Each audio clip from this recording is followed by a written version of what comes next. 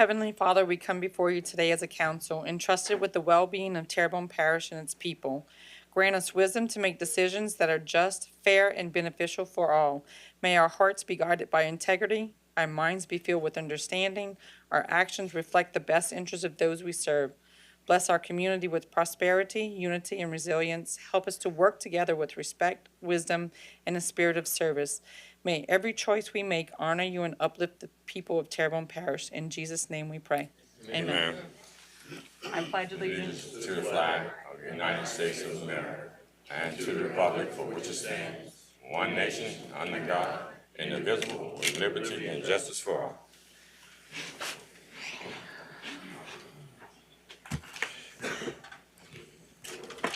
Ms. Alicia, may we have a roll call, please? Yes, sir. Ms. Chauvin. here. Mr. Chesclair. Mr. Pleasure. Mr. Harding. Here. Boyzan. Mr. Amity. Mr. Champagne. Mr. Hamner. Mr. Babin. Mr. Chairman, you have a quorum present. Thank you very much.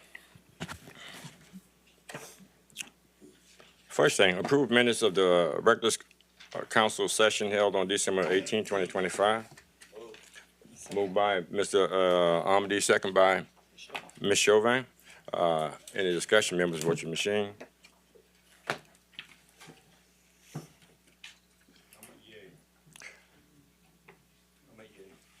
Nine yeas, 0 nays. Approved accounts payable bills listed for 117-25 and 127-2025. Moved by Mr. Pleasure, second by Ms. Chauvin. Any discussion, members, vote your machine. We have 9-0. We've distributed the minutes of the regular council session held on January 15, 2025.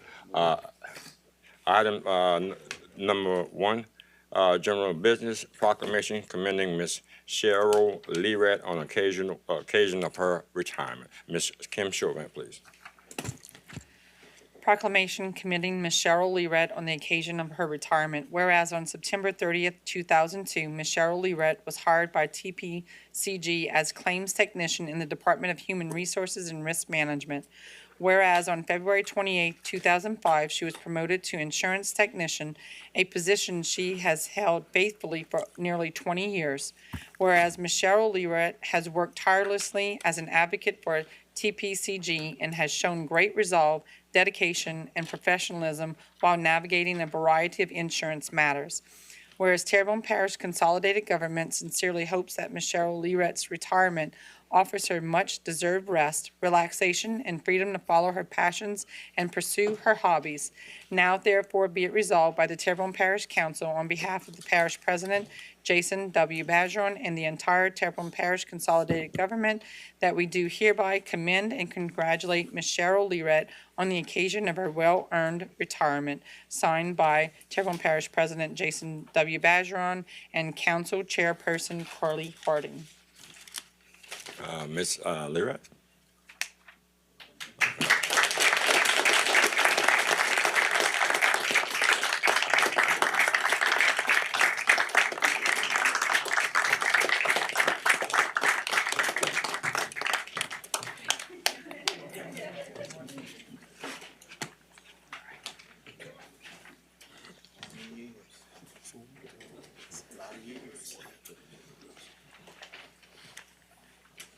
I want to thank everyone for allowing me to enjoy this part of my career, being the insurance technician for Terrebonne Parish. I really enjoyed it thoroughly, and I appreciate everyone. Thank you. Just hold on. Mr. Amity has something to say. Just hold on. Thank you, Mr. Chair. Yeah, Ms. Cheryl, just stay at the podium for just a moment. You know, a lot of times you're in a position that people don't always see you. They have dealings with you, but I can tell you from what I hear in the community, from the rec districts and all these guys that have dealt with you in the past, they're probably going to have to get 2 people to replace you. You know, but truthfully, we're going to lose that knowledge. So, you know, as with any retirement, please keep your phone on because I'm sure they're going to have some questions. Thank you for all the years that you've done and the wonderful job that you've done. Thank you, sir. Parish President. Yes, I can't say enough about just in the short time I've gotten to know this wonderful employee that she's done a great job and we're sorely going to miss her. I told her a while ago it was bittersweet. You know, we know it's retirement time and we know we did a legacy document, but I think no matter what, you couldn't put everything in place. You know, it'd be a document that would fill this room with the knowledge and experience of what she has. And so I just really want to commend her and thank her for her service and hope that she enjoys her retirement. I did offer if she ever, needs to get out the house, she could use this as an excuse and come on back. So thank you very much, and we really, really appreciate you. Thank you. Mr. Babin. Yeah, Cheryl, thank you for all the years that you put in here. And what I'm going to miss is, I've been on here 11 years. It seemed like almost every council meeting when I was coming across, you were going out, I'd say, what's wrong with this problem? You getting off and we coming on. But again, thank you very much for your service and your commitment to this parish. Thank you, sir. And from the chair, thank you very much. Thank you.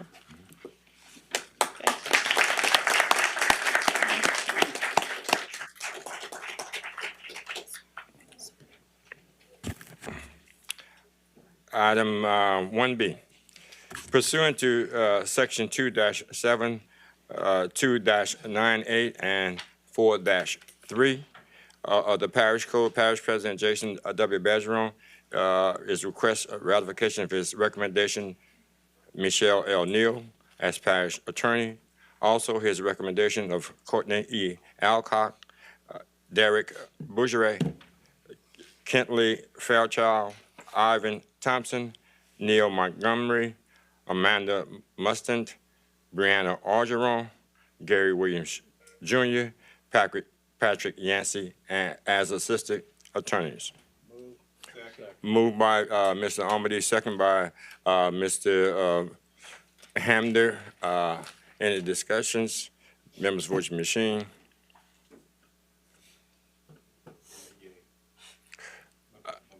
As the machine reflects 8-0, but Mr. Hamner, Ms. Triggs, he's in favor. Motion passes. Item C, pursuant to Section 2-7, 2-98, and 4-3 of the Parish Code, Parish President Jason W. Bergeron is request ratification of his recommendation, Brian Mosso and Jules P. Hebert Jr. as Assistant Parish Attorneys. Moved by Ms. Kim Chauvin, second by Mr. Danny Babin. Mr. Babin. Yeah, just to make it clear, in the backup, it says temporary assistant. That's why we have the two, because there's some litigation that they've been handling since, that they need to continue to handle. So I just want to let the public know that the ones that we did under B are the permanent parish attorney and assistants, and Jules and Brian are temporary assistants. Thank you. Any more lights? There's a motion on the floor. Members voting machines. Mr. Hammer is included, 9-0. Really carefully. Must be a Item number 2, public wishing to address the council. In accordance with Section 2-07E, the Terrebonne Parish Home Rule Charter, the public will be heard on public can speak for 3 minutes, and any matters related to the parish government without discussions or questions and answers, and not on non-agenda items. We have a number of speaker cards. As I call your names, you can come before again. You have 3 minutes to discuss. The first speaker card, I think Miss Harris, home condemnation.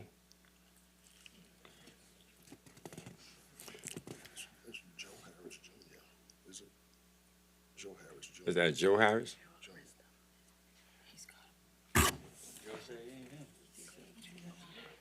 Can you read that? It's a Mr. Joe Harris Jr., the handwriting is bad. Okay, yeah.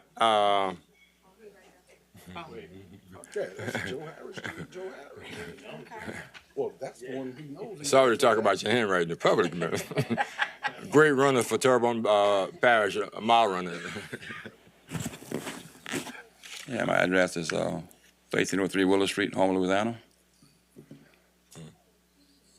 And I was absent for the meeting last night. I was out of town and I was in the hospital, and I'd like to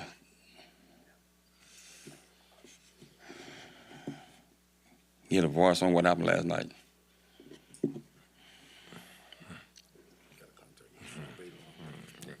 When you conversated with me, Mr. Harris, I told you that because the situation it was in, unfortunately, we have to speak at this point, and I don't have to. I told you contact nuisance abatement, and whatever is written and taken care of last night, you have to take that up with them when they open for business tomorrow. All right, then. All right, then. Thank you. Thank you. W. Alex Osmeyers.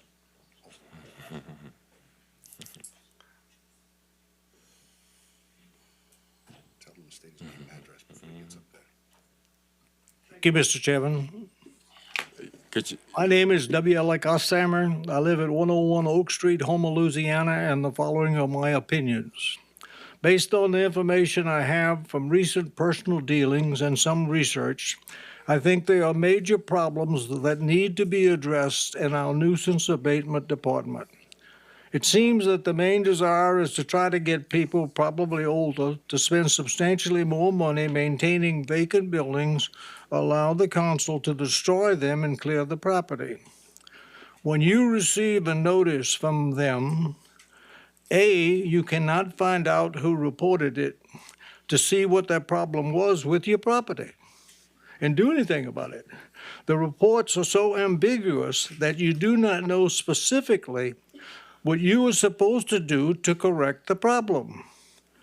C, the statement seems to always end with the property, quotations, to be in a dilapidated and dangerous condition which endangers the public welfare.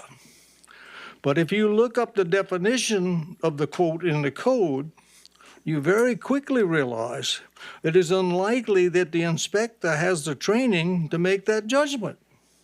And if you get a copy of that definition, you understand what I mean, because it concerns foundations and everything else. And these pictures take pictures and send them back.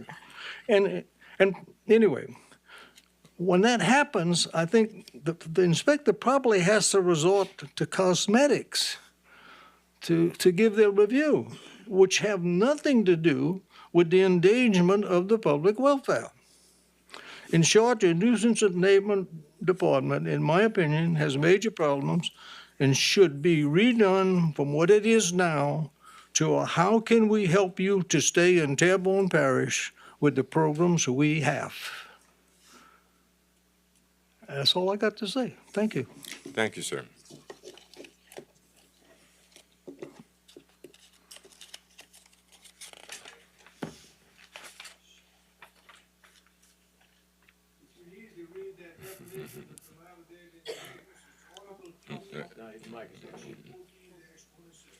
Thank you, sir.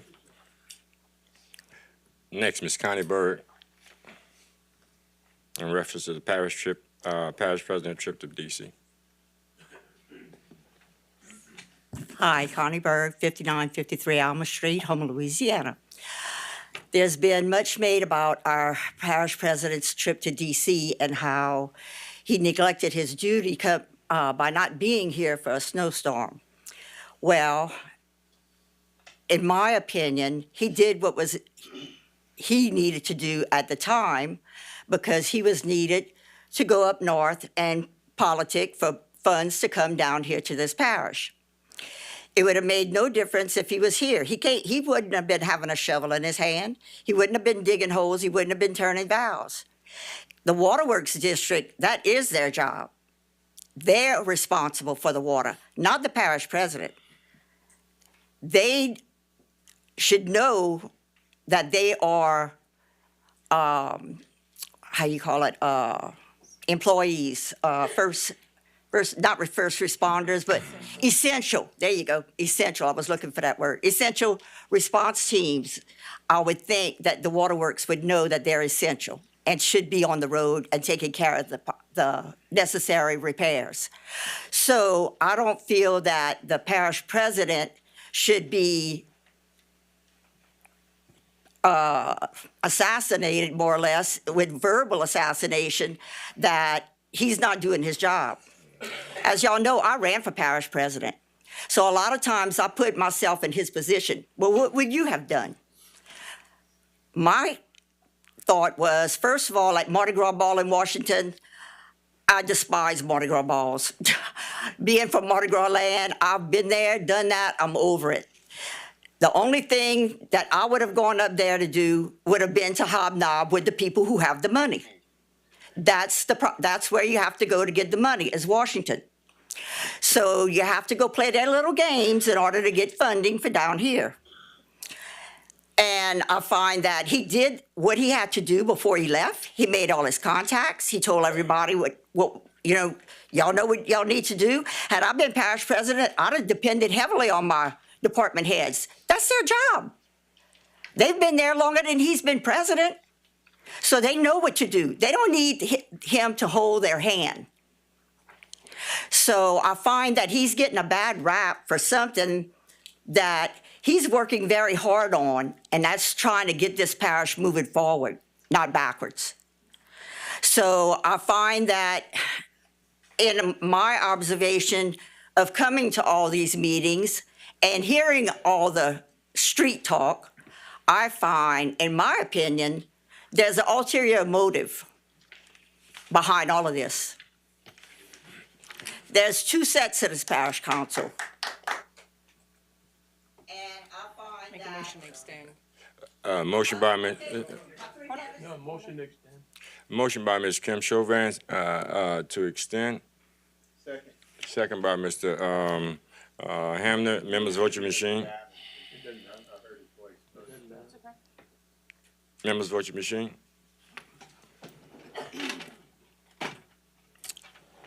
Seven zero.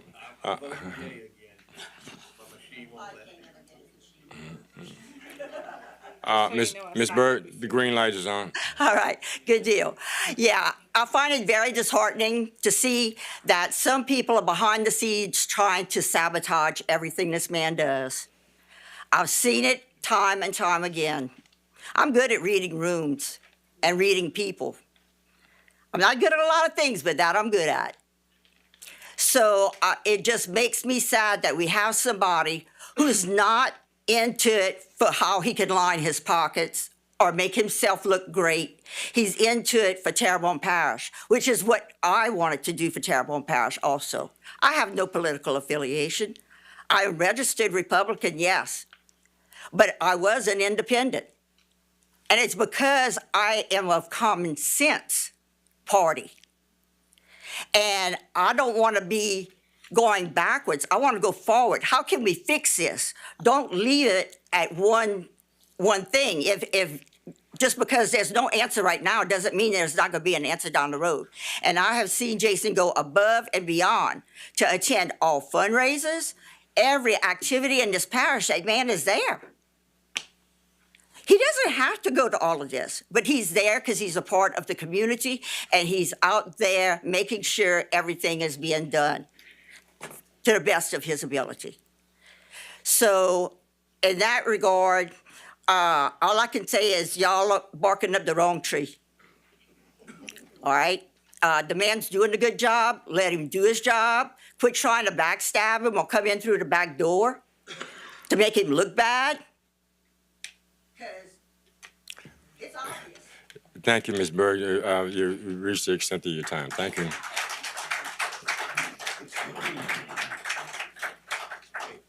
The next. I'd like the record to show I voted yea for that extension. My machine's giving me problems. Okay. Yeah. We can take care of that. Yeah. All right. But it passed.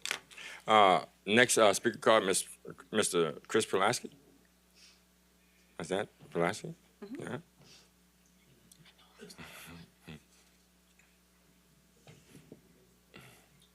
On? No. Okay.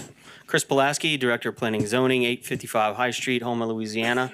I just wanted to say to everybody in this room, the folks at home, you know, what a great job Jason did during that entire event. I mean, we had coordination calls every single day. Jason ran those calls. He controlled everything that was going on. But fortunately, I have to give the biggest props to my fellow directors. I was fortunate that in planning and zoning, we didn't have a whole lot going on during this type of event. You know, we're fortunate that we didn't have a lot of permits that needed to be taken care of in terms of the recovery. But certainly my fellow directors had a lot going on. And between everybody's experience and Jason's leadership, and Noah Learet, of course, was in town as well during that whole time, and he took the helm on a lot of things. So we were covered. And, you know, aside from a few things, you know, dealing with the water, I mean, that's something that no one has any real control over, and it was a terrible situation, but it certainly wasn't unique to Terrebonne Parish. We had that all across southeast Louisiana. And I think overall the response was overwhelming. I mean, you know, in terms of accidents, I think we had just a handful compared to other events in past years. So I just wanted to make sure everybody was aware that even though he wasn't physically present in Terrebonne Parish, his presence was certainly felt, and he had his finger on the button. I mean, President Trump isn't in Washington, D.C. every day either. That's why they have Air Force One. We don't have Air Force One, sorry. Budget cuts. Ask Candace. She can give you some money for that. But I just wanted to make that clear for everybody. So thank you for your time. Thank you. Next speaker card would be Mr. Earl Hughes.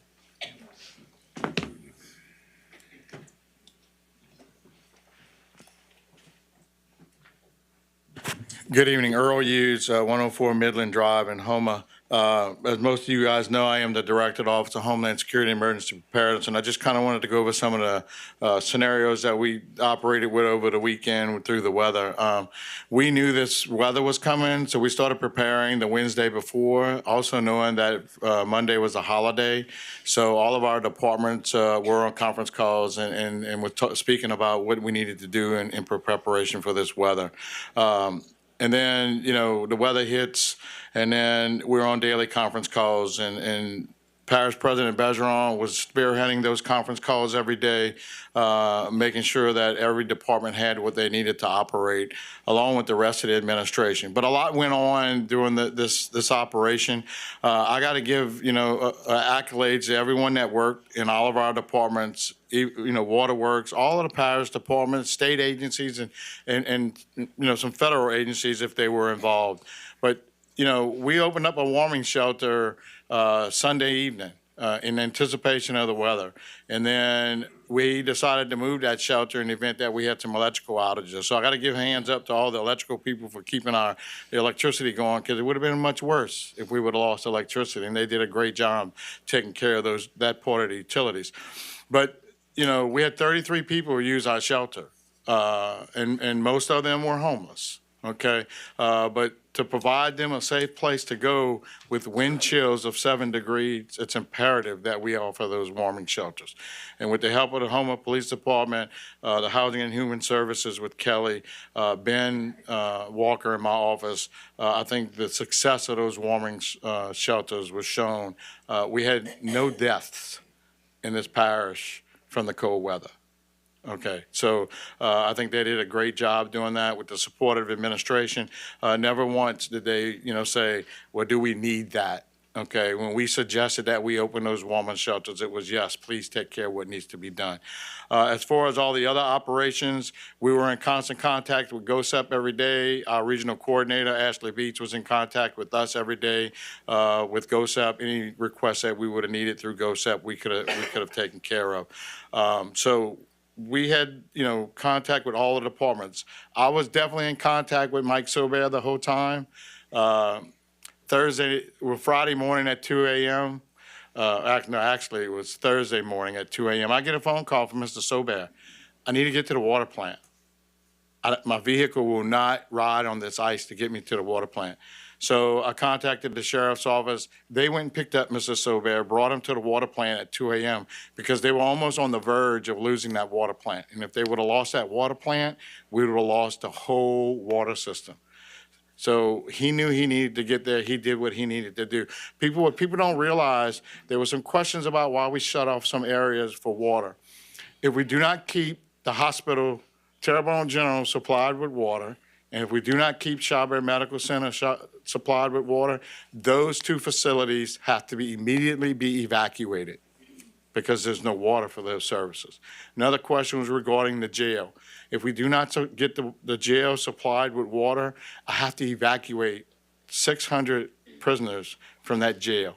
And they all have to be spread out throughout the state until we can get the water systems up and running. So there are some decisions that are made that need to be made in an emergency to make sure that we don't lose the whole system. We lose the water system, we out of water for the whole parish an extra week.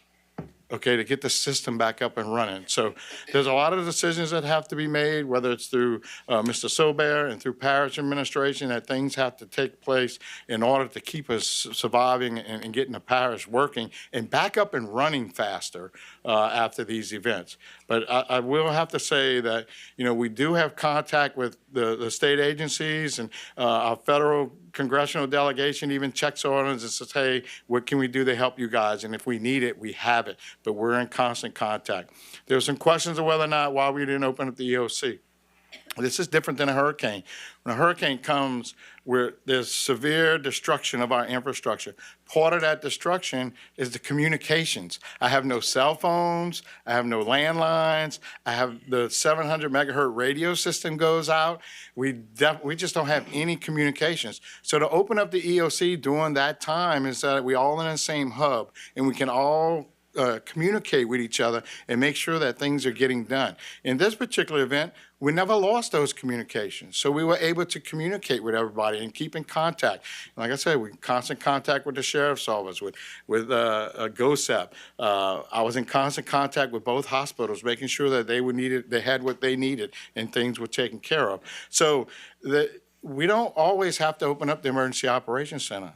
And there's some examples. The last two major winter events, we didn't open up the EOC.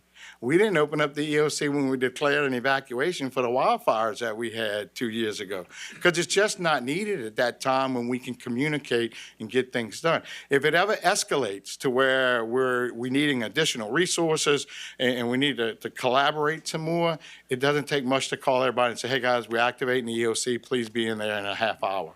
And then we would activate that EOC and take care of the situations that have escalated. So with that, I just wanted to make sure that the council knew that we were in communication with everybody and all the agencies and making sure that things were getting done, and that we were in contact with the parish president the whole time through conference calls. And all of us got phone calls from Jason throughout the day when we weren't on the conference calls. So things were getting done even though Jason was taking care of us in Washington. I'm open for any questions. No questions. All right, thank you.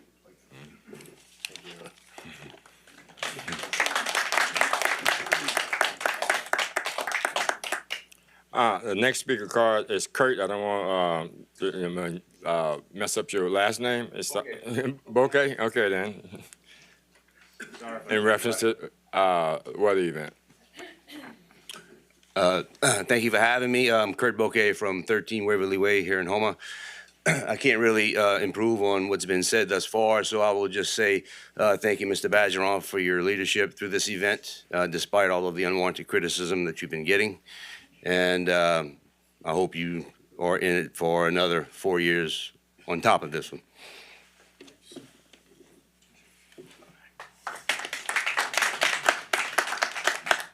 That completes our speaker cards.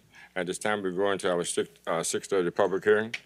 Item A, an ordinance to authorize the parish president to execute cooperative endeavor agreement on the behalf of Terrebonne Parish Consolidated Government between Terrebonne Parish Consolidated Government and Clay Higgins in his official capacity as a United States representative and to lease space in the Terrebonne Parish Consolidated Government-owned building at 7910 Main Street, Houma, Louisiana, 70360. Voice call public. Second call, public. Third call, public. Motion closed by Mr. Trustclass, second by Ms. Chauvin. Any discussion, members? Vote your machine. We've been going through that.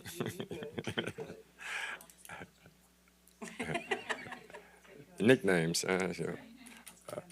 Mr. Hamner? Mr. Hamner? What about machine's not working? Yeah, I got it to work. This time I didn't even try.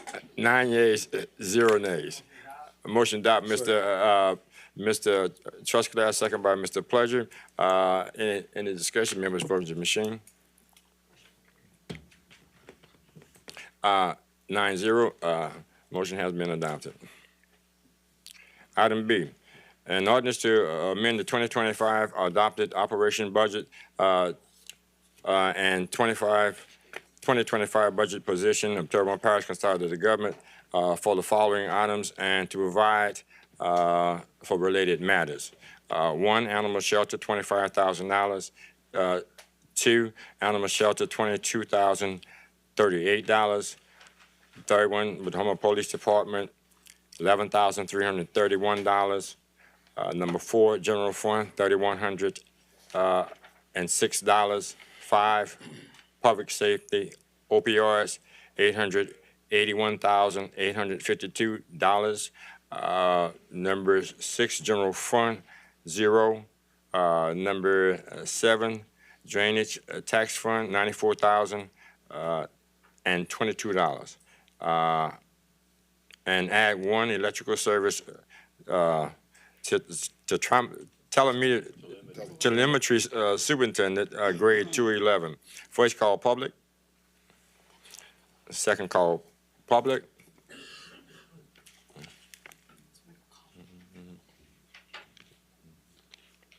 Good afternoon, Ellen Dosky, 7 Claremont Lane, Houma, Louisiana. I'm here on behalf of Family Preservation Court. Hi. Hi, I'm Valerie Cooper, 513 Crescent Boulevard, Houma, Louisiana, and I'm the coordinator of Family Preservation.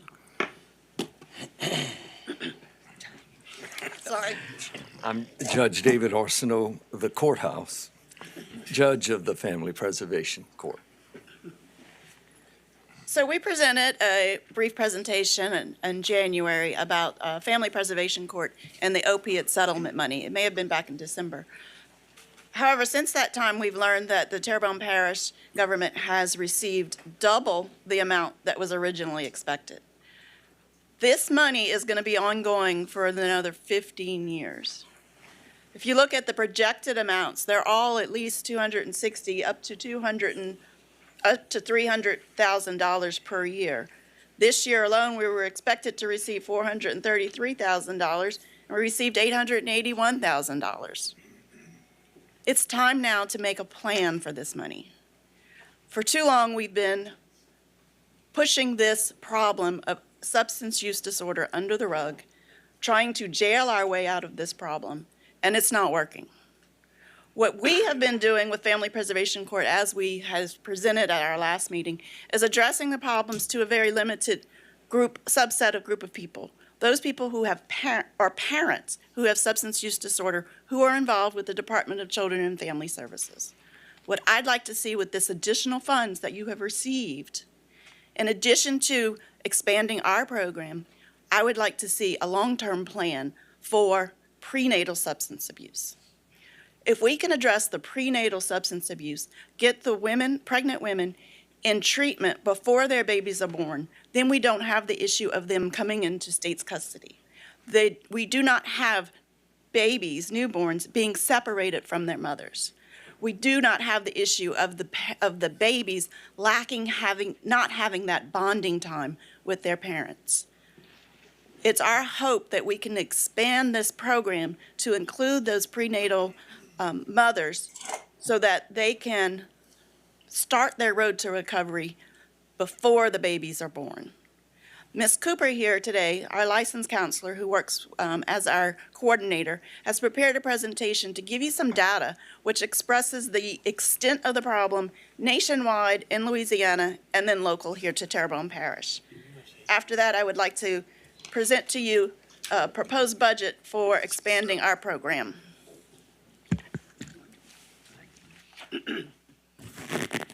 Hi. I wanted to start first by thanking you for allowing us this opportunity, but I also wanted to let you know that change takes courage, and this is something that for a long time we've been really passionate about, and it's actually changing the face of what we saw as a big problem, which is substance use disorder. And that's what we're striving to do. Based on the latest data, the top 5 states with the highest infant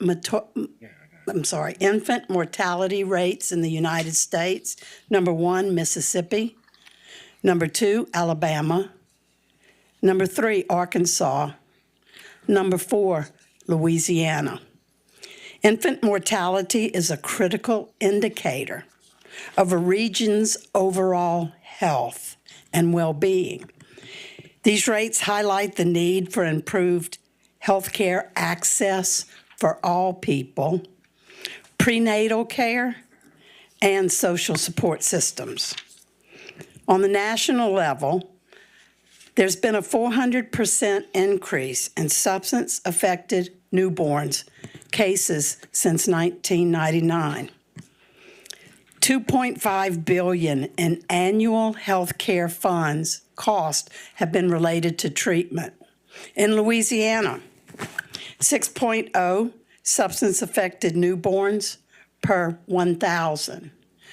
So 6 out of 1,000 children. Here in Terrebonne Parish, Terrebonne General has approximately 1,600 births per year to 2,000 births per year. So we're looking at a prenatal substance-exposed newborns at a really big rate. From 2017 to 2019, 25% of pregnancy-associated deaths in Louisiana had a substance as a contributing factor, and almost 1/2 of the deaths were due to accidental overdose. Medicaid expenditures for treatment went up 5-fold over the past decade. In Terrebonne Parish, local hospital deliveries, like I said, are about 1,600. There's 156 cases of substance-exposed newborns that DCFS became a part of, and 795 children were served in foster care. We're talking about having children removed from parents and either not bonding or attaching and suffering severe trauma. Only 88, in Terrebonne Parish, we only have 88 certified foster care homes that were new this year. We're struggling placing kids. Right now, we have a lot of our clients whose children are placed in different cities all around Terrebonne Parish, all around the state of Louisiana. And we're talking about not being able to visit or see your children at all, or on a very limited basis. There's a critical need for targeted interventions and improved data collections. Some key facts for Terrebonne Parish for prenatal substance abuse: very high rates of substance use during pregnancy. Socioeconomic challenges, being able to get the help and the care that you need. There's a lot of challenges due to the limited access of specialized care. I think there's only 3 places in the state that work with substance use ladies who are pregnant with their children in the state. And there's a huge, great need for that. Rural areas face barriers to getting to health care. There's a higher rate of infant mortality and poor neonatal outcomes. And we're not even talking about the problem of low birth rate. Low birth rate indicates that There are going to be developmental issues, both short-term and long-term, which impacts our school systems. There's a lot more cognitive developmental delays, learning delays. We're seeing an explosion of problems in the schools and in the healthcare systems. And what's beginning to show is that many of these children were born low birth rate. And that's why they're having the problems, cognitively, learning development. Talk to any of the teachers. Impulse control. Big problems with impulse control. Direct cost, neonatal medical care for drug-exposed newborns. If they're going to be in the ICU, a baby that's born spends, 16 to 23 days in the NICU. Look at the cost. A normal child born spends 2 days in the hospital. There's a strain on the foster care system. Like I said, over last year, and statewide, there were 51,000 cases in the state. 26,000 cases had child protection investigations. 3,000 cases were children removed from their families. In Terrebonne Parish, reports of suspected neglect, 4,226. Child protection investigations, 2,200. And children that were served in Terrebonne Parish, 795. There's a huge problem. There's a huge problem because not only are these children developmentally disabled, what happens is the trauma associated with not bonding with your parent causes trauma, causes issues throughout their entire lifetime. This is something that we're really passionate about. We're one of the highest states in the union with teenage pregnancy rates. We're at 23 per 1,000. And our infant mortality here, 7.3. For health, what we would want to do is we'd want to start a neonatal program. And what we would begin with is, number one, training healthcare providers.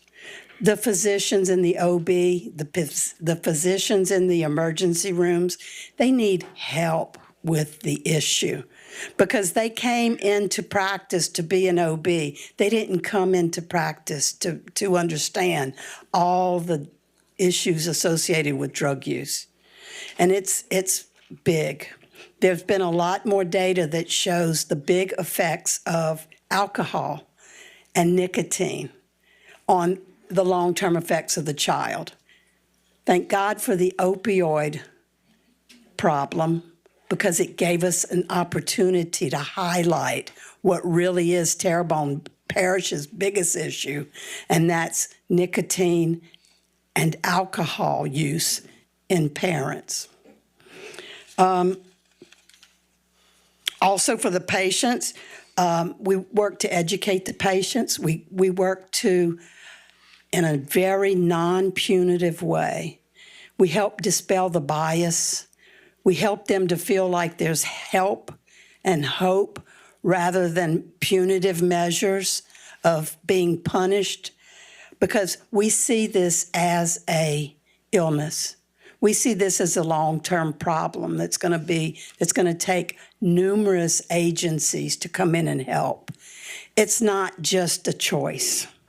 If you've ever been associated or know someone, you know it's not a choice.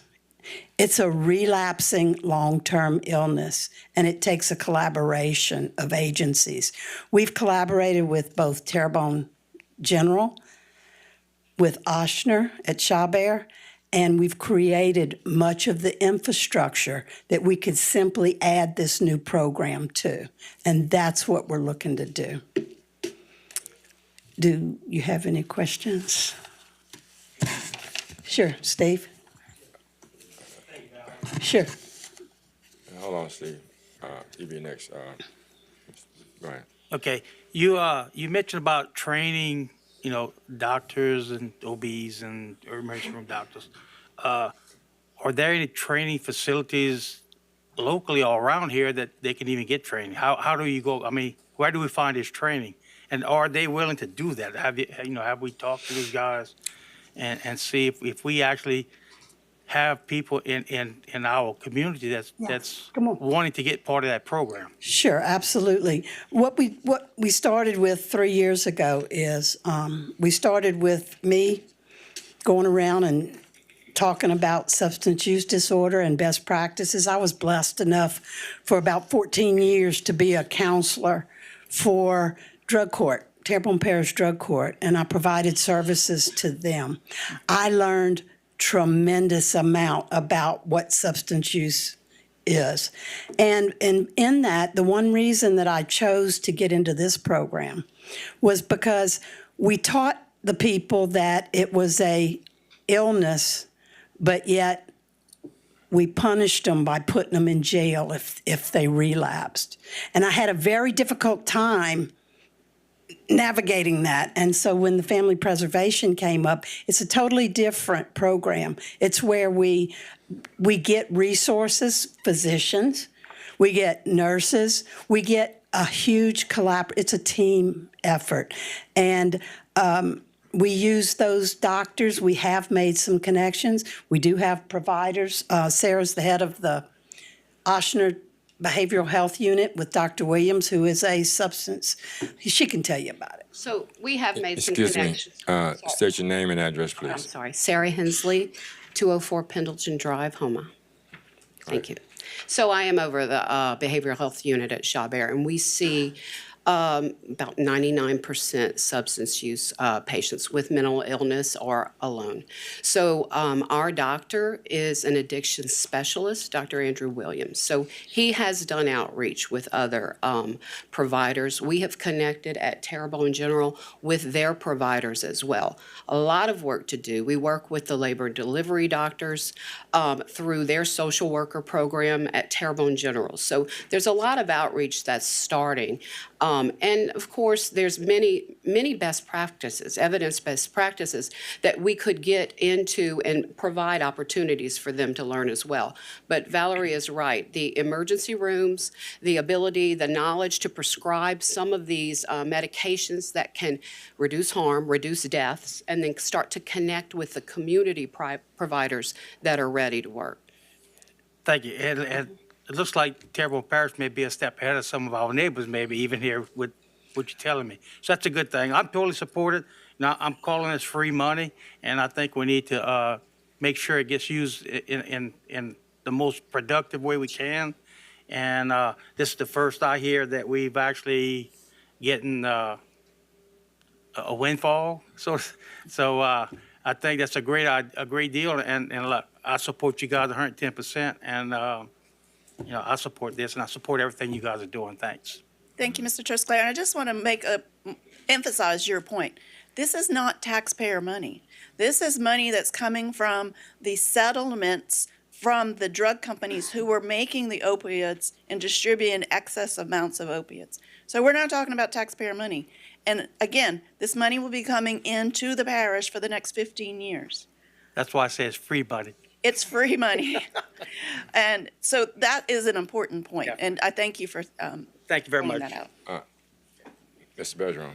Yeah, and I want to thank them for all the hard work and effort that they do. This is actually the second time we received this funding prior to 2024. I don't know what the exact year is, but and so with this budget amendment tonight, we met with both groups, both the Family Preservation and Drug Court. We're looking at funding it for 2 years, and the remaining funds going to HPD, and Travis could talk about what they use it for and how they do it. So we'd love to do a longer term plan than that, but unfortunately we just don't know what else is coming and when it's coming, because I think it's been actually a couple years. And so we appreciate everything they're doing. We're in full support. That's why we're doing this budget amendment tonight, to give them the funding they need for their programs with the budget they gave us, and we do everything we can to help them. So I thank them again for their work. Oh, and I'd like to add one more thing. And so I'm actually having a meeting with Bayou Community Foundation tomorrow with from a regional perspective and what emergency intake looks like when it comes to opioids and those drug issues. And so we're getting all the hospitals together and all the major players that deal with any intake to understand what resources are available, what gaps we have, and what we can do to close those gaps, and even have conversations about some level of a medium to long-term rehab locally as an opportunity, because right now everybody has to travel so far. So not only are we doing what we can from this perspective, but also doing it from a community outreach perspective and working with our partners at a regional level to make sure that we address this issue across the board. So thank y'all. Ms. Chauvin? So my question would be, and we've met before on this very issue and finding this new program that we have here. How many young ladies do you think that we can reach in the first year to where we can make that first step in not having kids born on drugs? I think we had talked about it before in the meeting. You're talking about the prenatal. Yes, we're talking about the aspect, prenatal. which we hope to establish as an adjunct program to the Family Preservation Court. You know, with the Family Preservation Court, we deal with the mothers and fathers who've had children that are in state's custody.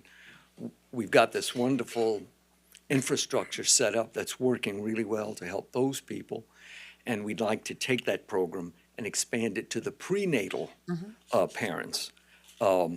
As far as the numbers on the prenatal, I'm going to have to defer to these ladies here. They're the ones that are more involved in it. We're looking at starting with at least 20, depending on how that works. But I think easily we can go 20 women. And you need to understand that whenever we work with family preservation or with families, it may be one person who's in the program, but it has a ripple effect to the entire family.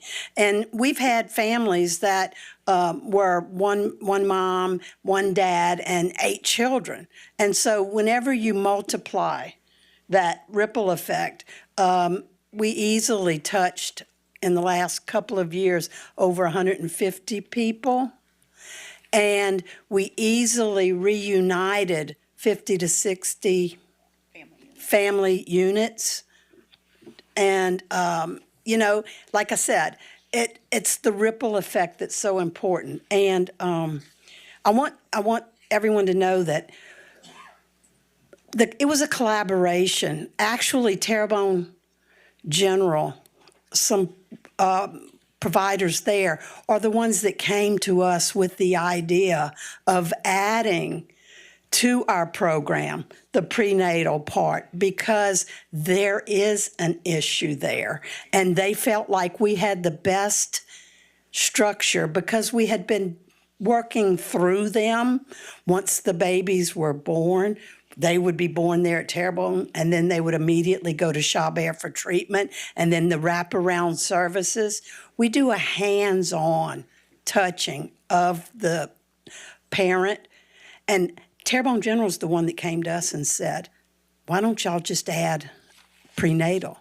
And so, Jason, I want you to know that there's been a lot of collaboration that has allowed our program, the Family Preservation Court, to do as well as it's been doing and to touch. And that's not about me. That's not about me. It's about the relationships and the community people that have joined and helped us with that. So what we're looking at is you have the family preservation, which is one program, which is reuniting families and teaching them and moving forward, which involves where they had their kids taken away and you're working to help them to get there.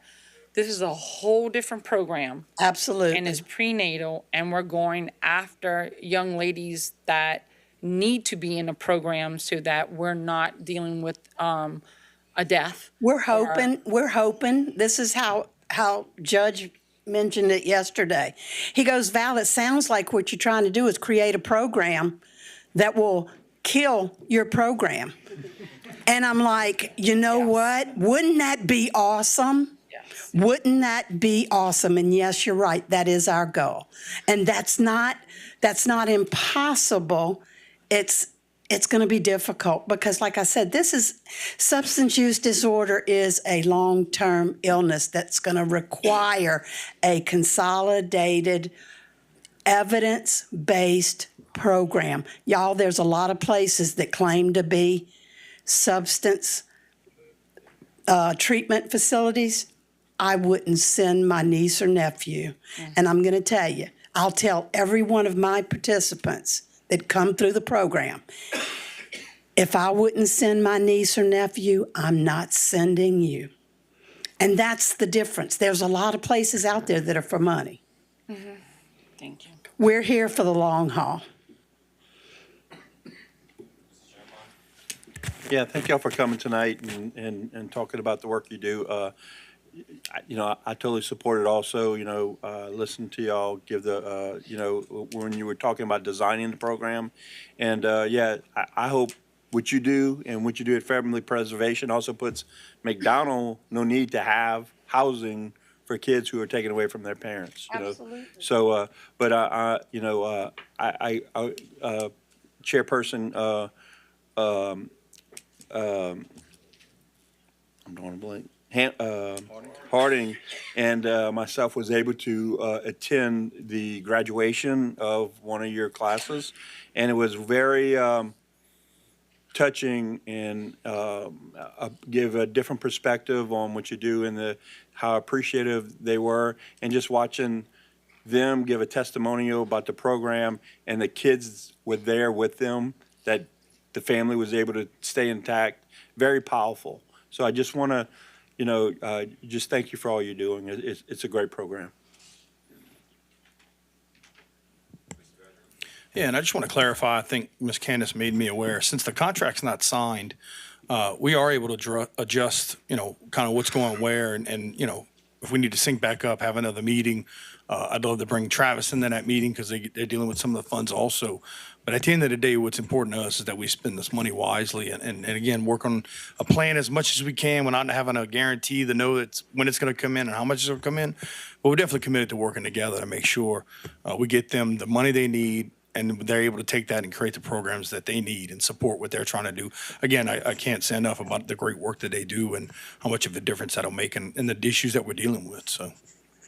Yeah, and that was my thought. Well, actually, this is somewhat unusual, not unusual that we can't handle it, because we actually have to look at what effects it have on the police department also.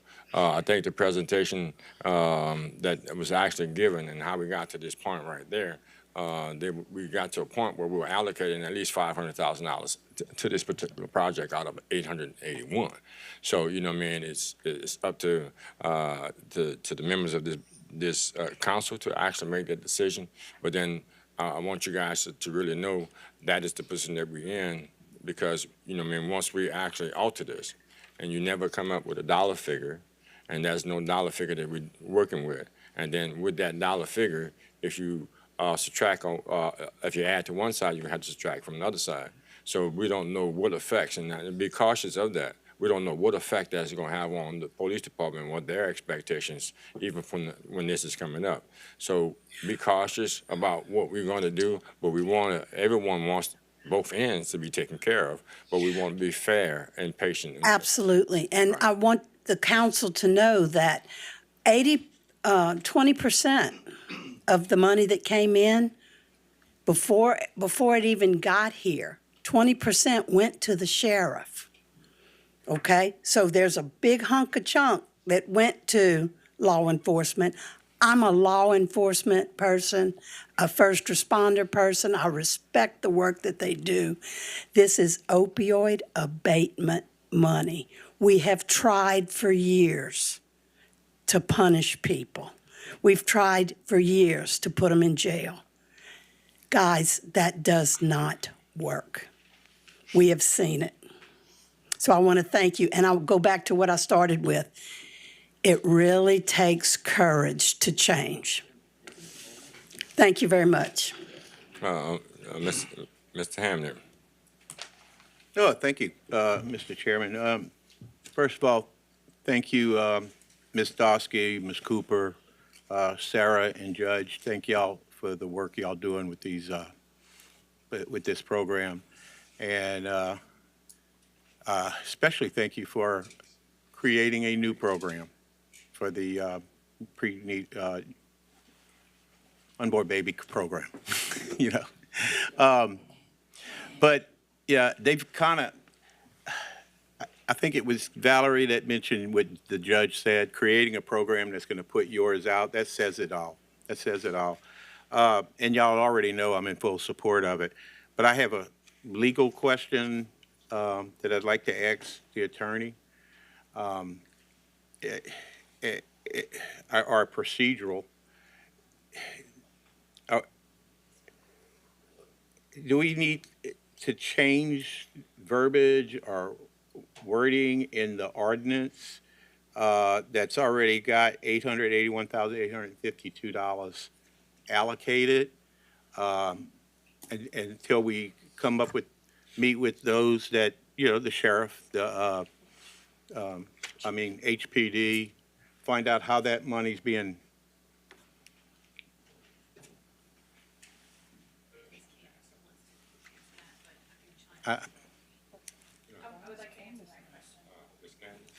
So the budget amendment is presented tonight for $330,000 to go to the Family Preservation Court, $200,000 to go to Terrebonne Drug and Treatment Court, and Houma Police Department, $351,000. If we choose to, like Parish President said, we have not determined the use of the $330,000 directly to Family Preservation Court because we haven't done an agreement yet. They have given us, that was the 2 years for the court so that they could extend that Family Preservation Court. But if we would like to, that $330,000, when we come up with the agreement, could go for the Family Preservation Court as well as this new program that they're going. But it wouldn't change the allocation of $330,000. And this budget amendment and ordinance would not have to be adjusted if that is what we did. If y'all are wanting to change the allocation of this $881,000, this needs to be null and void and start new. That's the answer I'm looking for, the last part. So if we pass the ordinance, they get the 330 to pick and choose what they need it, use it for. But it's only 330, so the money's got to come out their own pocket, one pocket into the other pocket for them to get it. Am I understanding that right? I don't understand one Well- pocket to another pocket. Well, the 330, if they get 330 tonight, if this passes? When this budget amendment gets passed and we determine an agreement, they will get the money. Right. But they need additional money, am I correct? So if we vote this ordinance tonight, then they don't get additional money? No, sir, because you would have to take it from one of the other allocations, so one of the other programs. All I have is $881,000 to allocate. Okay. Understand what I have to do tonight. Thank you. Yes, sir. Now, and this has actually come up several times before in reference to items that are listed in this portion of our budget adjustments. Now, once we actually close the public, and we actually, Ms. Neal, you may look at it too. Once we close the public hearing, and once we close the public hearing and we actually make a motion to accept this, can we actually at that time make any perhaps adjustments in that? No, sir. So all or nothing? Correct. Okay then, all right. Okay. I will let Ms. Neal elaborate on that. Yeah, Ms. Neal? Where are you again? Oh, Chris. Play musical chairs this week. Yeah, you over there yesterday. So, yes, you either vote to adopt the ordinance as written, or you don't adopt the ordinance as written. If you adopt tonight, and you want to come back with a subsequent budget amendment to move additional monies around, that is also an opportunity. I guess that'll have to be some additional discussions with the council and Candace Malden and administration. But you can't, I think we had really referred to what you're asking about as like line item adoption on an ordinance, which is not available. It's got to be adopted as is because it was introduced in writing, published for the public to come in and to come to the public hearing. And so the public has been put on notice that this is the ordinance. Yeah, so we're going down the road and where we are right now, and this is what the deal is all or nothing, all of these items on here. So when we go all or nothing items on here, we have to accept everything. Other than that, everything is kicked off. You follow what I'm saying? So See, Mr. we're making Pledger, we're making an there adjustment another later question? on. Do you guys understand that? Sure. Yeah, okay, I have a question. okay. Mm-hmm. Go ahead, Mr. Bedroom. Yeah, so, and part of this is, us giving the money to HPD. We did have a meeting. We had a conversation about bring us what you're looking for. We received the budgets, and then from there, allocated the rest of the funding to HPD. And I wouldn't mind Travis coming up and saying something that talks about what HPD is using the money for. But at the end of the day, that we did go through this process, and, I'm hearing about this process, and, this new program and this money tonight.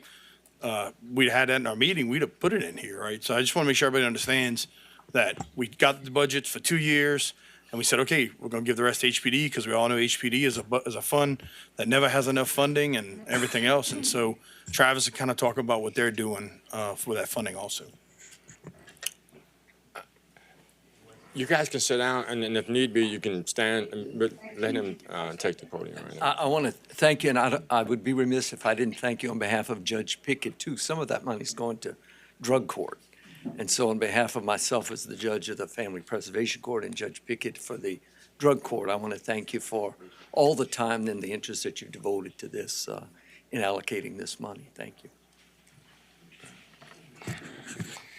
Yeah, Travis Terrio, Chief of Police, Houma, Louisiana, 500 Honduras Street. First off, early on, I want to thank y'all for your support in providing us with the opioid funds. Secondly, I want to apologize to you by not having the presentation ready for tonight. With last week's events, we were very busy. There was no way it could have been done. I also had some unexpected family emergencies this week, so I apologize for that. However, but to highlight some of the things off the top of my head that I recall.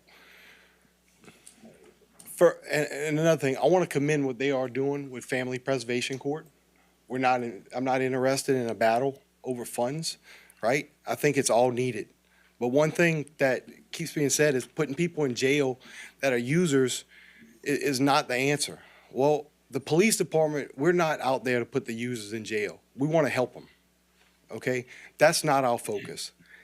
I understand that we come into contact with people that have heroin on them or fentanyl on them as a result, and whenever we're working the opioid funds, and yes, they go to jail, right? And it gets into the family court, it gets into into drug court. The focus of the police department is to go after the drug dealers, okay? Some of the money that was used, whenever we came in, we realized when we had this money that our SWAT team that is going after the drug dealers, because safety is of the utmost importance, was wearing antiquated body armor, outdated. You all heard how old this stuff was. This is what we used it for. We made the men and women of the Houma Police Department safe to go after this. Guns go with narcotics.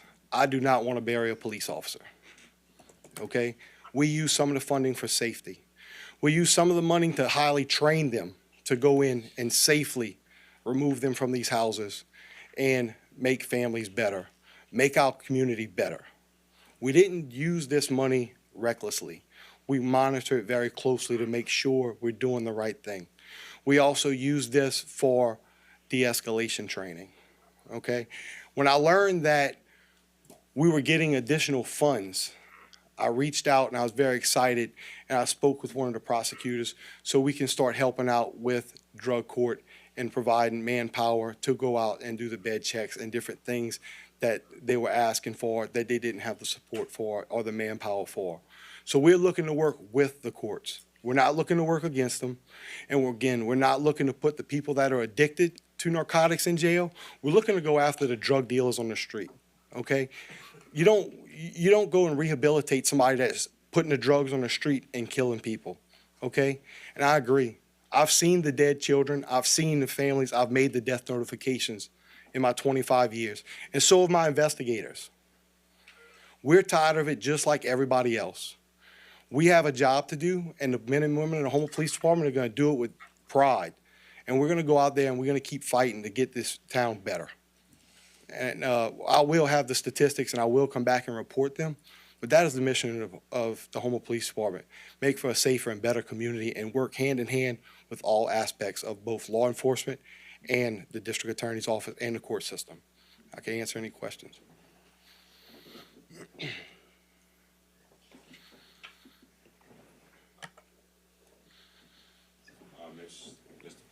No, no, thank Kevin? Yeah, so you said that y'all bought equipment last time. What was the plan for this time? Do you have some of the drug court stuff, but any other things off the top of your head? I want to start reaching out. I wasn't sure exactly what the funds were going to be. I was waiting. I wanted to see what was going to be How coming much? to us first. Yeah. And then I wanted to sit down with drug court and see how we can work with them and start doing some more outreach in the community. We also have plans, depending on how it comes in, to start doing outreach in the community as well and coming up with ways to do some community policing, reaching out to the kids at a young age. We didn't know how much money was coming. We didn't know how long this was going to last, okay? My goal, I want to see this money we have. Look, it might sit in there for a while, but I'm not looking to stretch this over 2 years. I want to see a program that goes for 8 to 10 years. Good, Kevin? All right. Mr. Hamner? Hey, thank you, Travis. Appreciate what you were saying just now. But I don't want to interpret. I think what I heard you say that you're going to use your share of the money to work together with family preservation, to make both programs successful, and you'll get you. Is that part of the goal? So I'm misinterpreting. Yeah, so Okay. I'm really not that familiar. I'm not that familiar with what happens with family preservation court. I don't know if there is a role for law enforcement and family preservation court. What I would love to work with them if they need us, right? Okay. I have spoken with drug court with Seth Dodd and how we can help out with drug court, but I just didn't know what was going to be coming to us, and he was pretty excited about that because they don't have the people to go out and do the bed checks and things like that, and we were just scratching the surface. This is a conversation that came up within the last week or two because I really don't know what's coming. Thank you. Ms. Chauvin? Okay. Well, I believe both things are very important, whether it's family preservation, whether it's prenatal, whether it's funding, the police, because I think that it provides, the problem is that the drugs are rampant in our parish, and there is so much that needs to be done on that part. But I'm just kind of wondering, how much money has HPD, and maybe Candace can answer this, how much money has been allotted to HPD that has come from just the opioid abatement money? And that is not to downsize that you need protection and you need anything. This is really hard because so much is needed with this very thing. But I'm just kind of looking to see how much of the funds. Yeah, I would have to refer Right. to Candace. Thank you. No, it's okay.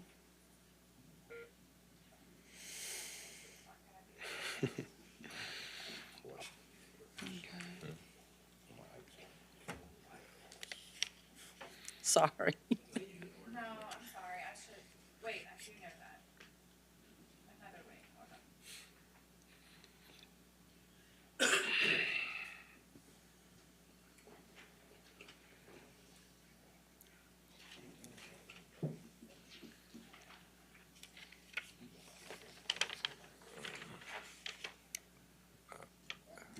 You like Candace?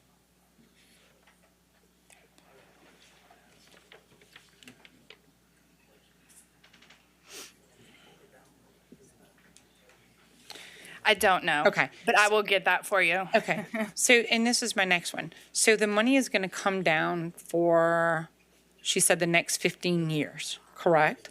Okay, so this is my thing. So we need family preservation, we are in need of a prenatal, and we are in need of funding HPD. and I'm looking at, and drug court, yes, okay. So the part in this that I'm trying to, I'm trying to get a big picture is we've given 330 for family preservation, which is definitely needed because we want to put families back together. My part of it that I'm wondering is funding is coming down every single year. So Why would we can I- need to? Can I clear that up a little bit? So through the settlements, we are supposed to get settlements over 15 years. We, as far as I know, and every research I've done and all of the attorneys I've talked to that are involved in it, we don't know when those settlements are coming and what the dollar amount is going to be. So that's why whenever I get a deposit, this $881,000, I come to the council with a budget amendment to say, hey, we got some more money now. We're going to put it towards program A, B, C, and D. Correct. So I can't budget for it for future because I don't know what it's going to be. I don't think we got anything last year. We did. Yes, they did.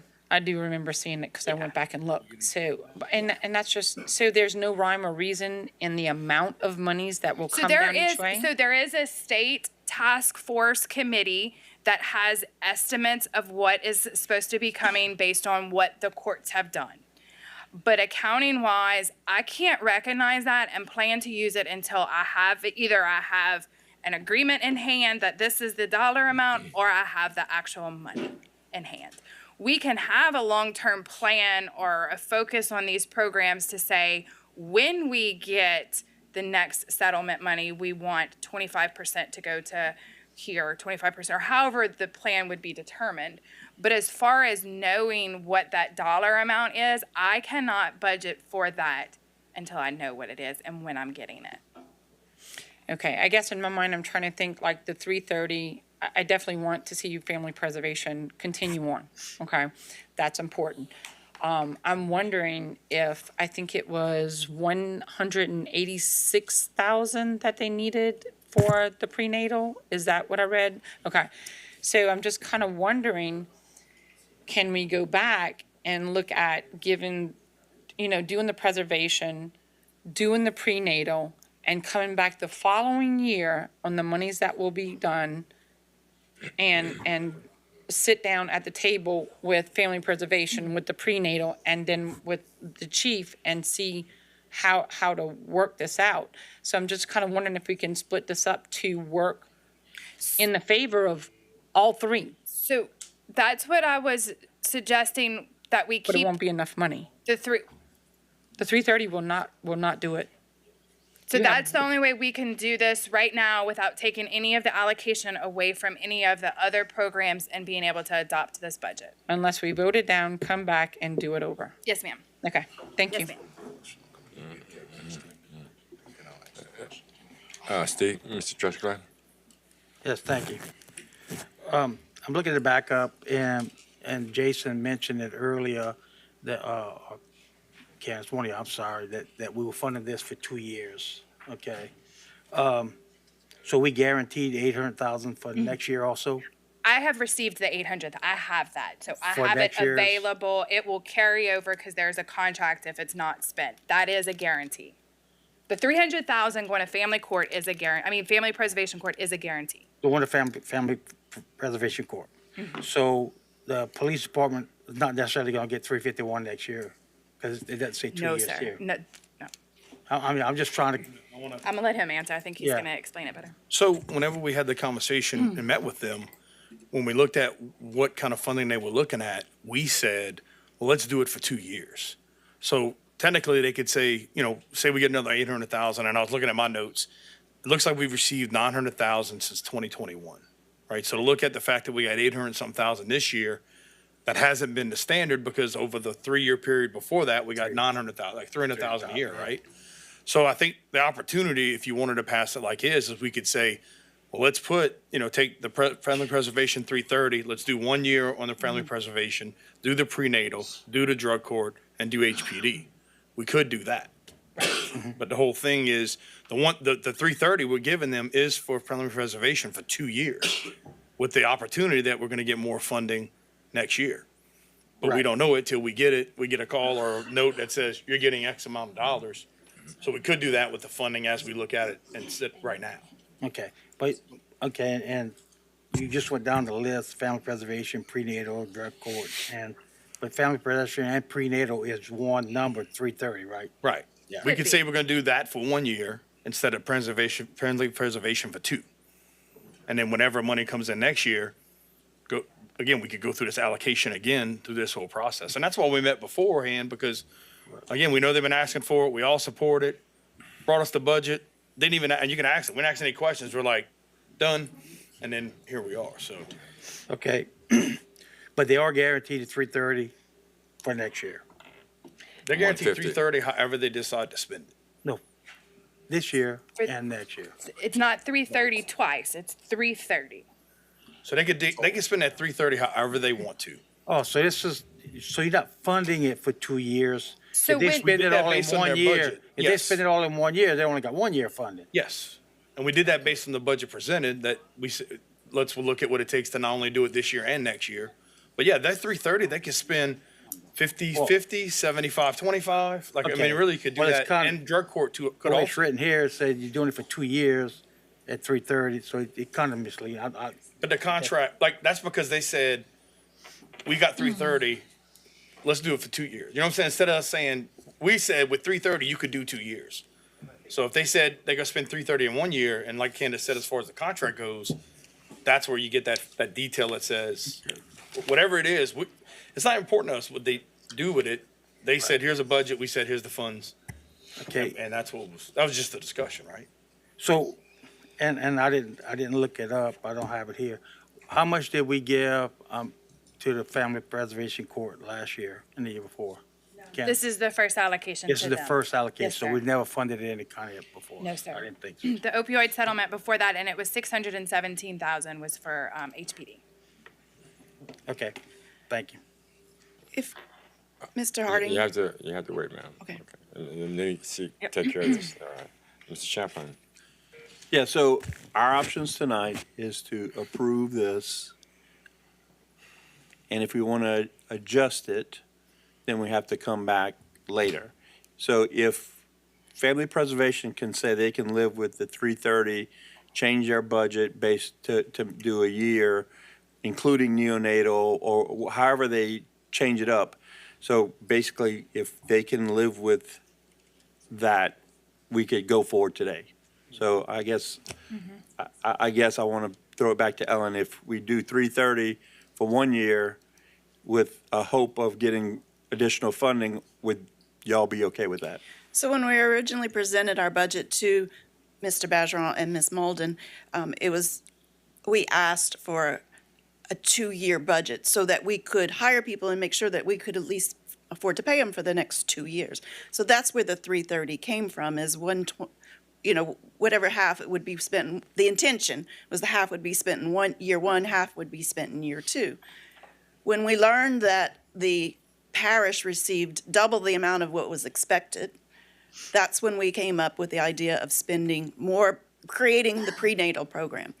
But to answer your question directly, yes, if we were given 330 for this year, which is year 1 for us, and we could begin that prenatal program, lay the foundation for it, begin the outreach, and start reaching out to doctors and starting to build our team, and then come back next year when we have the next allocation of funds with a statistic showing you what we've done, and making another ask. Since it is, I understand the way it's written, it says 330, and once we do our agreement, it'd be 330 for this year, we would be okay with that. That's the long answer to your short question. Mr. Pleasure. Thank you, Mr. Chair. Just for clarity, so I can understand too, as well as the rest of my colleagues. The money we've received prior to this has been 900,000 since 2021. So it's 617,000 that we've received since 2021. Okay, so that should answer Mrs. Kim's question. It's 600,000. With the first name. Make it easy, right? Yeah. Second thing is, here, we say that we can't based on your opinion, help me understand and help my colleagues understand. Now, the opinion says that you provided to us for making amendments to the budget. The council may motion and by a vote of 5 members, make amendments to the proposed budget prior to the call for the vote to adopt the budget. Once all amendments are made and the budget is finalized, a motion may be made to adopt the finalized proposed budget via ordinance. At that time, the council may vote in favor of or against adopting the finalized budget. 5 votes are needed to adopt. Help me understand that. That part of the code is pertaining to the annual budget. But it doesn't say that. That's why I question that, because if you go down a few more bullet points, it'll specify annual. That's my confusion there. Okay. Do you have, I'm not sure, is that the draft of the This one, opinion yeah, that I the one- sent to you yes. to look at? Yes. Okay. So it's still, so I don't think we ever finalized that opinion, but that portion that you're talking about is about the annual budget. Whenever the council goes through the motions to go through to, when Candace, from October to December, you go over the annual budget for the next year, that's what that code provision is pertaining to. Right, where you can amend a portion of that and finalize the rest of it, right? What would be the Right. difference in this, though? Because we can amend a Well, portion of. even so my opinion will state towards the bottom, even when you're dealing with the annual budget and when you're dealing with amendments to the budget that has already been adopted, we also have a portion of the charter and the code that provide that ordinances that are introduced have to be introduced in writing in the form that they will be presented for the public hearing. And so when they're introduced, they have to go and get published.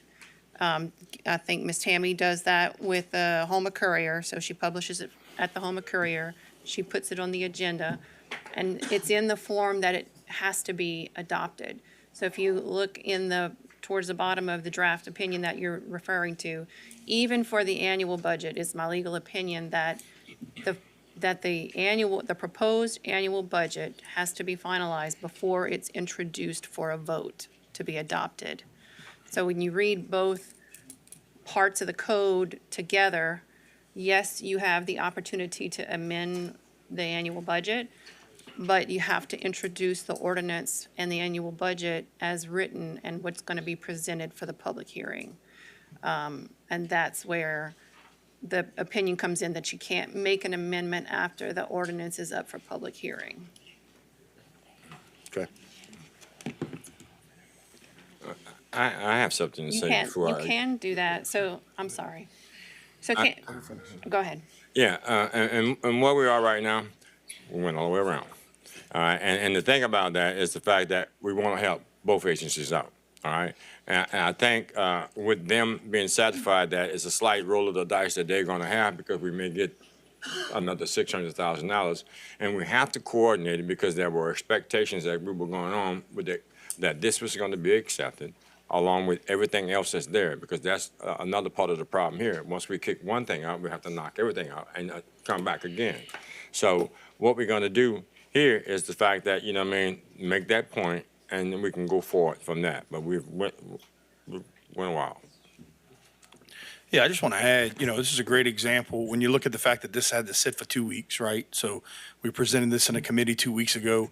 It's got to sit for 2 weeks. At any time that we're having conversations and working with anybody, as soon as you say, hey, I need to make a change, definitely get with us. Because if we got that change prior to the public hearing, it'd be in here, right? So I just want to make sure everybody understands that we're definitely trying to do everything we can to make sure we have all the information and get everybody in the room and have those conversations and get everything what they need. So, definitely don't wait. If as soon as you know, and we say it all the time, you see something, say something. That's what we definitely want to do to help make sure everybody gets what they need. And again, we've all committed to this. More funding coming in next year. I just think that we're going to continue to build on this process and attack this from so many different angles, because I really believe behavioral health and opioids are the two main issues we deal with that really kind of affect everything else inside our parish when it comes to crime and economic disadvantage and, just mental health and everything. So we're definitely all committed to that. So thank you. Mr. Babin. Yes, thank you, Mr. Chairman. We've kind of gone all around the situation here tonight. Some of it's semantics and the way we have to do our business. The most important thing is that we have a need out there, okay?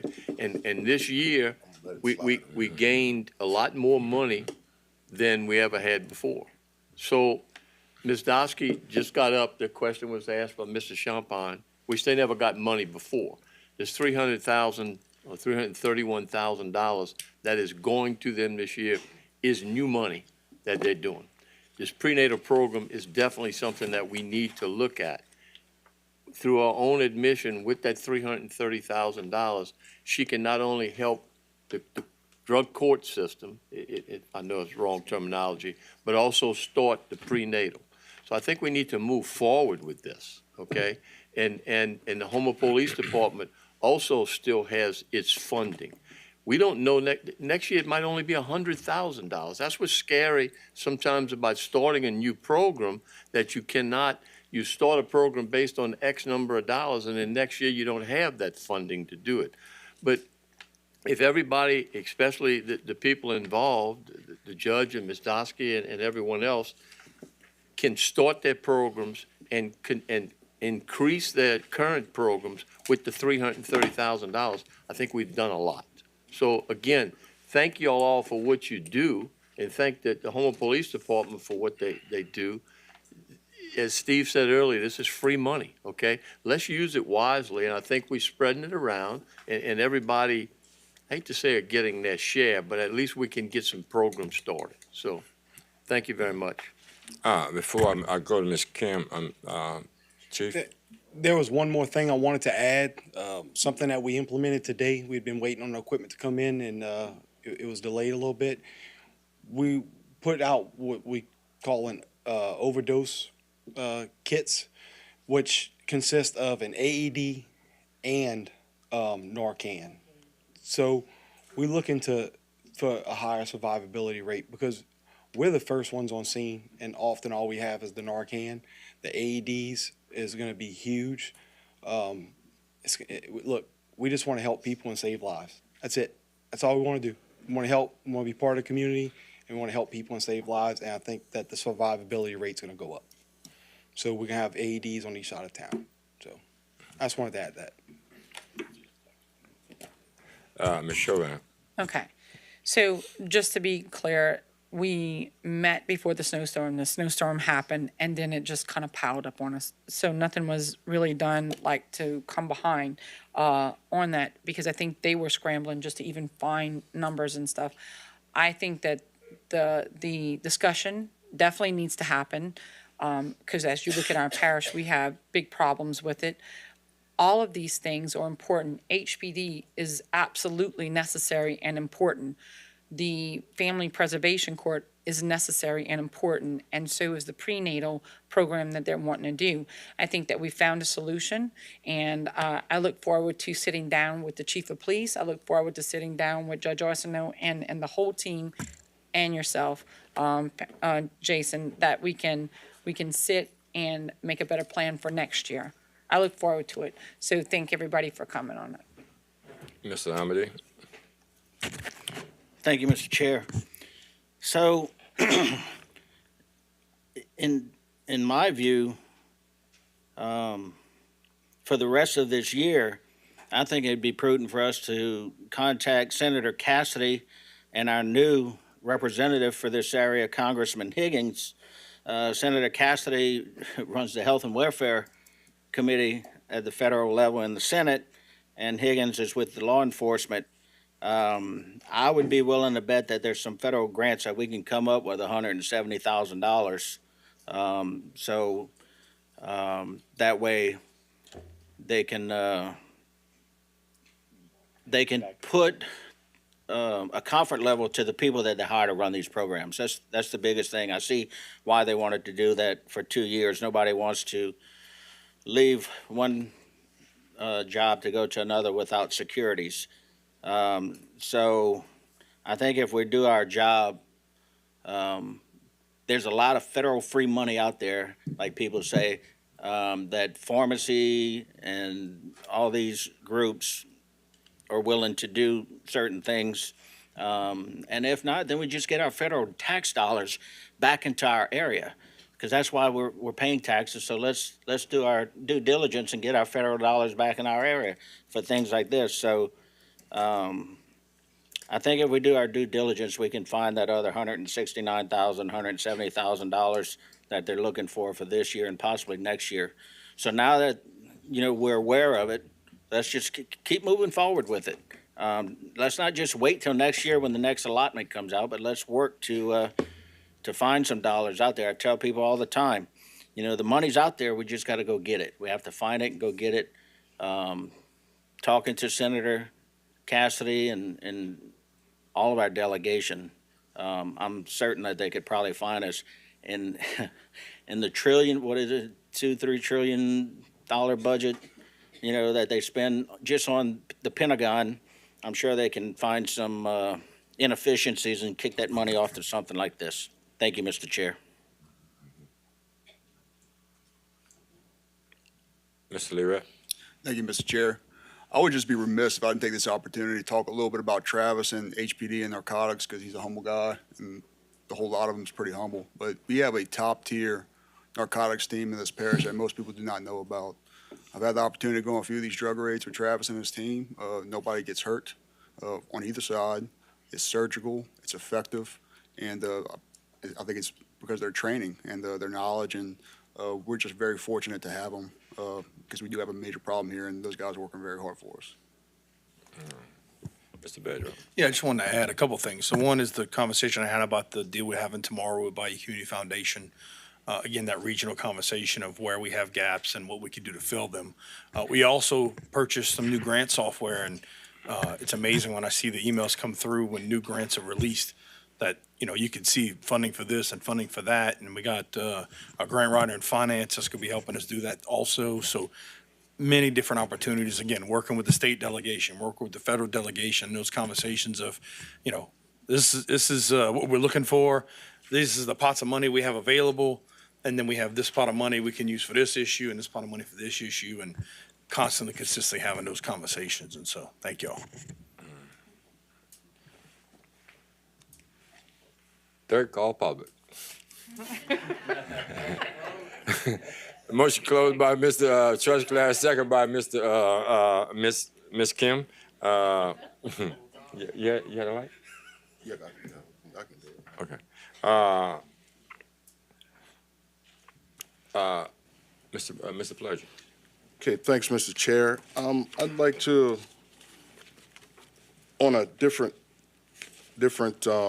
line item on this, I have a question. I noticed we have, everything is pretty much itemized in there, 1 through 7A, and we don't, but when we go into the backup, we have an additional item, which is the $12,000 that was requested for the program. So with that being said, is that the $12,000 that I'm seeing in the backup, okay, is that the parish suggesting to the program that that's all the funds they're going to put towards that, or what? Just curious.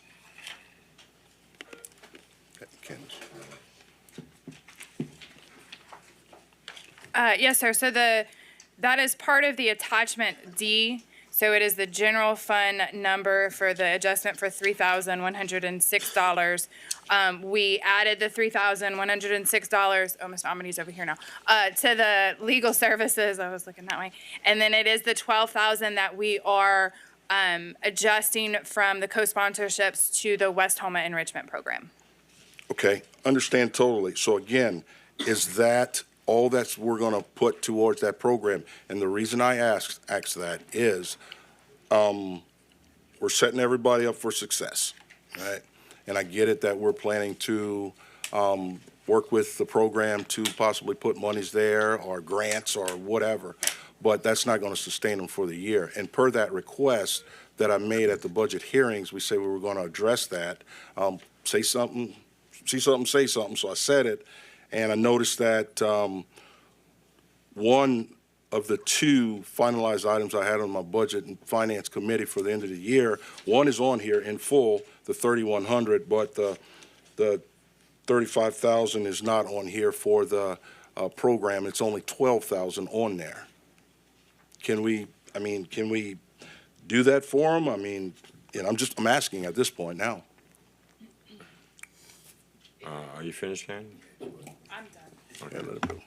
There you go. Like we talked about with balancing this budget, my question would be, where are we going to take it from? And that's where we look at, I've been working with Ms. Diane, working to get her through some opportunities to get grant funding, learn that one of the things that she needs to do still, I'm helping her with, is get set up as a nonprofit. And through that process, it's going to open up a lot of opportunities. But again, we can move all the co-sponsorship funding to her if you would like, but if not from there, then where? And that's what we deal with, is that, we got certain amount of money. If we give more to her, we got to take it from somewhere else. And we're looking for the feedback, but at a minimum, we're getting them started, because this is a reimbursement program. So as she gets her expenses, she turns them in and we pay them out. And with the plan of a few opportunities, number one being that sales tax goes up, and number two, being able to find some funding opportunities for her to be a little more self-sustaining. That conversation through the fact that it's a community outreach program, and getting maybe other businesses and other organizations to be aware of what they do, and provide that opportunity for more of that funding. And I told Ms. Diane, everything I could do to make sure she's self-sustaining, to where if we go through a budget crunch, that program isn't shut down. That's what I want to do that I can to help Ms. Diane.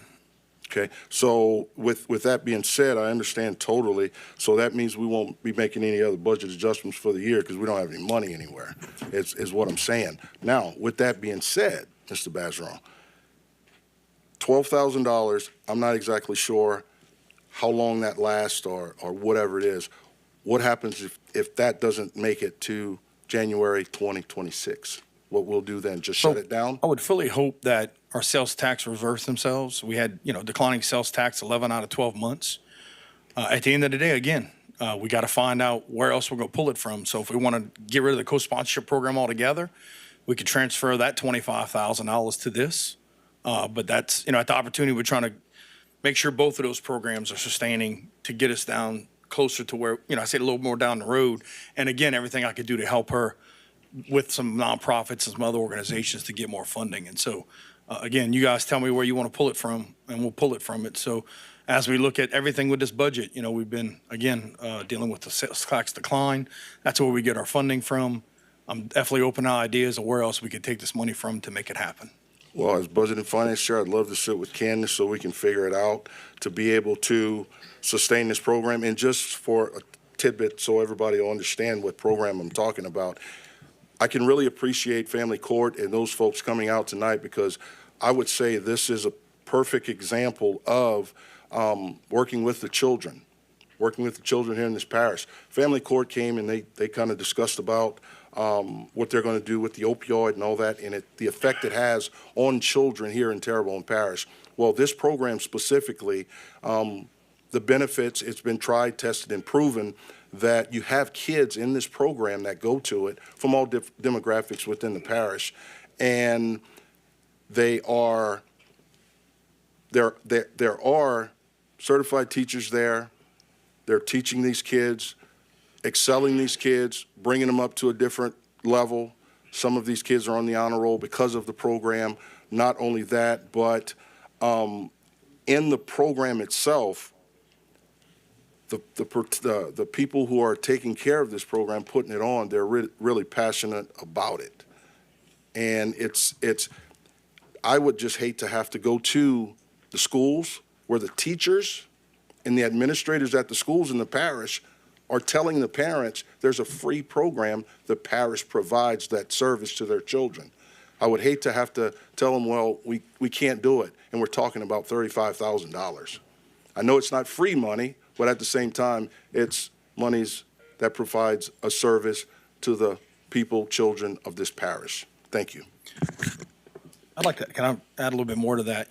Look, I got to give it to our directors. We approached them and said, we need you to come to us cutting 10% in your department. And they did that. In some cases was more, some cases was less.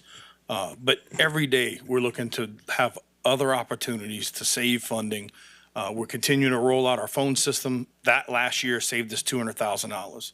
Upgrade of our email platform saved us $200,000. So we're always having conversations about this. Then one of the next projects we're going to work on is upgrading our accounting system. And that right there, you know, we have people that work full-time just to deal with the maintenance and support and reporting, that when you look at that, plus the software, the server, the maintenance fees, everything else, every time we find a more efficient opportunity, it provides us the opportunity to take some of that savings and pass it out to other groups and organizations. And that's what we're striving for today, tomorrow, next week, 6 months from now. And so every opportunity we can to make sure, and I promise, Ms. Diane, we're not going to leave in a lurch.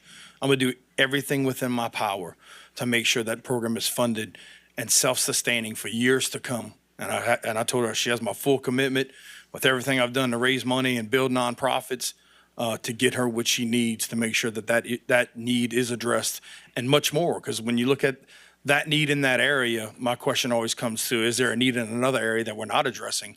And I'm sure each council member sitting up here can say, I'd like to have those services in my area.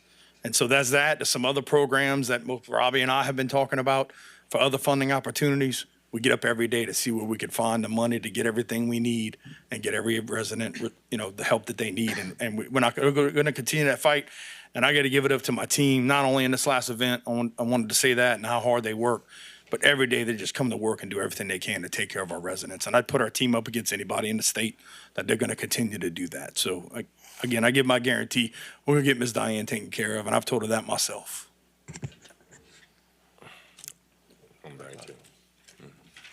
Mr. Hamlin. Okay. Thank you. You know, I used to pride myself on being able to read financial statements and find money here and there and everywhere, you know, and what until I got on this council that I realized that I have a whole new animal when it comes to Terrebonne Parish consolidated government budgets and stuff. It is very interesting, and I can't wait to figure out the puzzle. But Candace, I got a question for you. You know, in our budget, is there budget money? There's money allocated for council expenses and things. Am I correct? I don't want to call it a council budget or anything, but it is. That's what it is. Well, I'm asking Candace, you know, to explain it to me. So we do have, it is Fund 151, Department 111 is the council budget, and General Fund 151, Department 115 is the council clerk's office budget. And we do send that to Ms. Tammy every year, just like we do with all of our departments. So it includes the salaries for council members, salaries for clerk staff, and we go through and we put there what is needed to run those departments.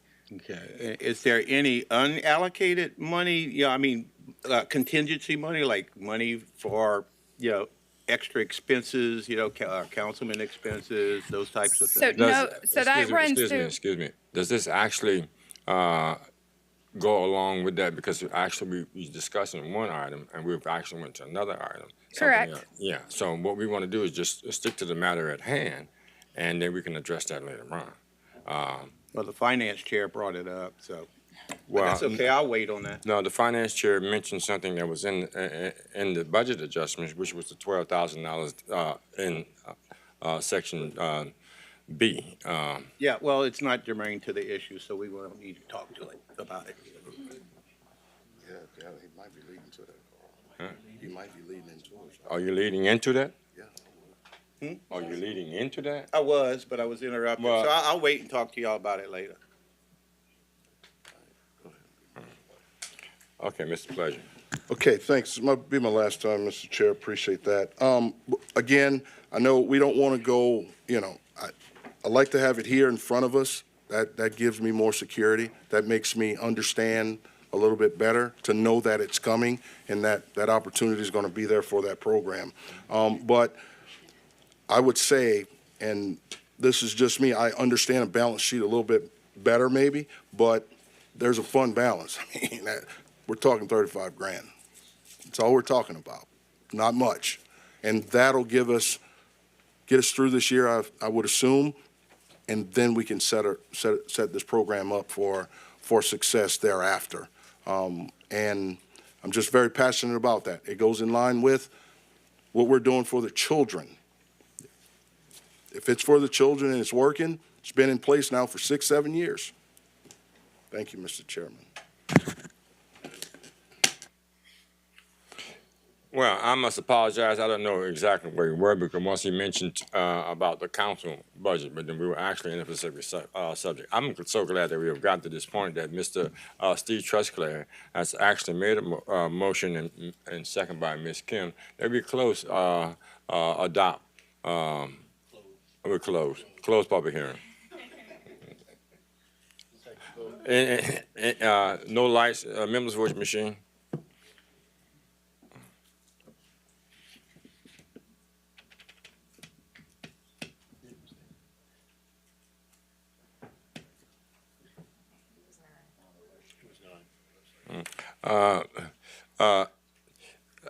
All in favor, say aye. Aye. Those opposed, ayes has it. Motion adopted by Mr. Babin, second by Ms. Kim Chauvin. Any discussion? All in favor, say aye. Those opposed? No, ayes have it. Motion passes. Where were we? C, an ordinance to authorize the parish president to execute a cooperative endeavoring agreement between Terrebonne Parish Consolidated Government and Coastal Protection and Restoration Authorities approving the waiver of the fees for the use of the home of Terrebonne Civic Center on January 30th, 2025. First call public. Yes, sir. Restoration Director for Terrebonne Parish. And I urge you to pass this ordinance, and in doing so, what you're doing is you're allowing the Coastal Protection and Restoration Authority to present to the public and to you it's the coastal restoration projects and flood risk reduction projects. It's included in its FY 2026 annual plan. This meeting tomorrow night starts out with like a public meeting, an open house, and then about 6 o'clock it goes into the public hearing on this annual plan. So it's important for us to know what's going on. I'm going to be there and go on the record and support a lot of these projects. So I want to make sure you're invited and the public is as well tomorrow, 5:30 at the Civic Center. Thank you, Mr. Chairman. Second call public. Third call public. Motion closed by Mr. Trusclair. Second, Mr. Wazan. Any discussion? Members, vote your machine. 9-0. Motion adopted by Mr. Trusclair. Second by Mr. Wazan. Any discussion? Members, vote your machine. 9-0. Pass. Item 3, committee reports, policy and procedure and legal committee. Mr. Hamner. Thank you, Mr. Chairman. I make the motion that the council accept and ratify the minutes of the policy, procedure, and legal committee held January 27, 2025. I have no public hearings. Motion by Mr. Hamner, second by Mr. Champagne. Any discussion? Members, vote your machine.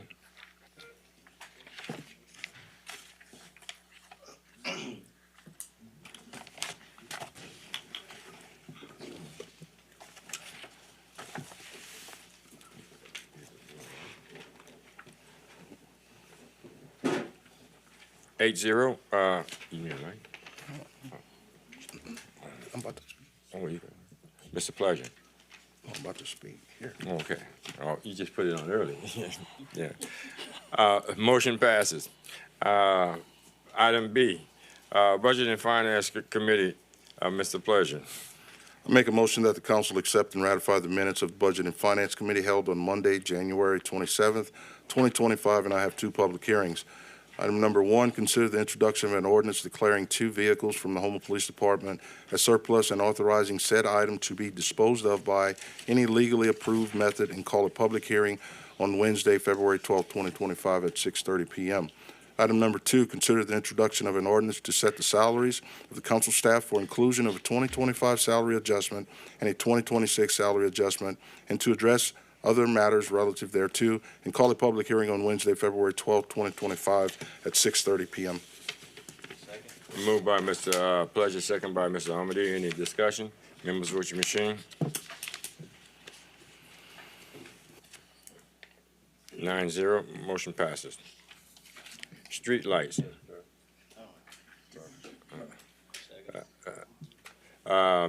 Motion by Mr. Babin, second by Mr. Amity. Any discussion?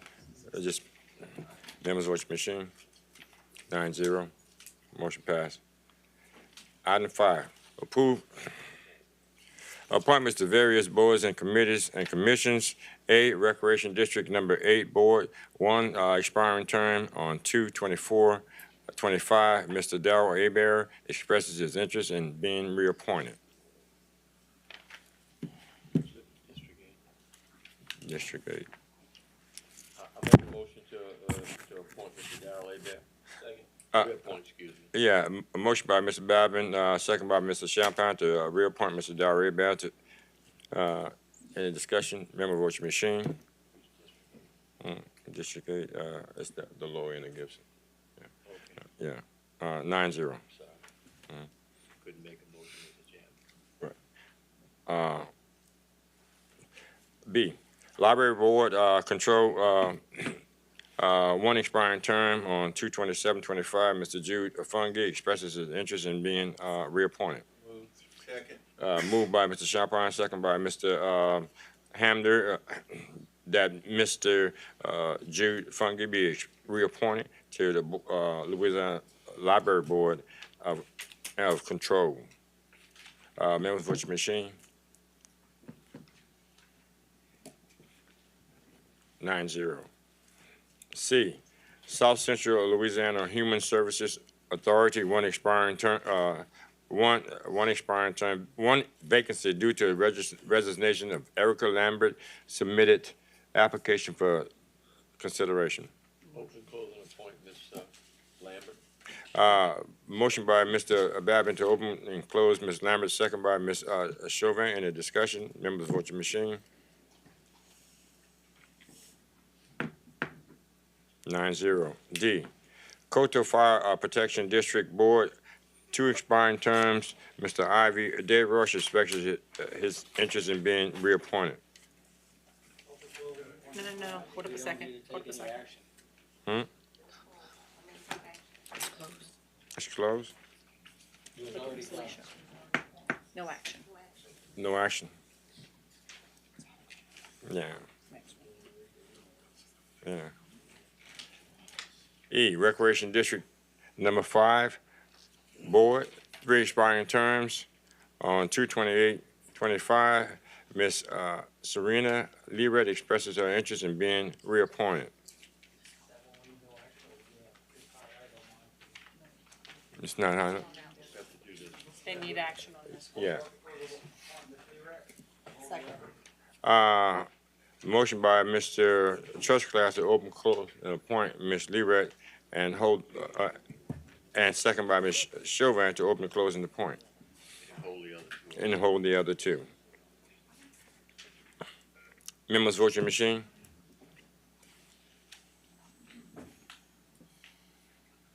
9-0. F, Village East Fire Protection District Board, 1 expiring term. Mr. Nagel Hodgson expresses his interest in being reappointed. Motion by Mr. Churchclass to open, close, and appoint Mr. Hodgson, and second by Mr. Wazan. Members, vote your machine.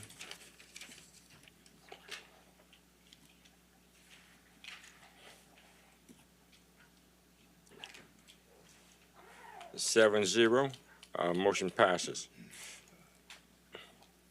Vacancies in various boards and commissions and committees and commissions.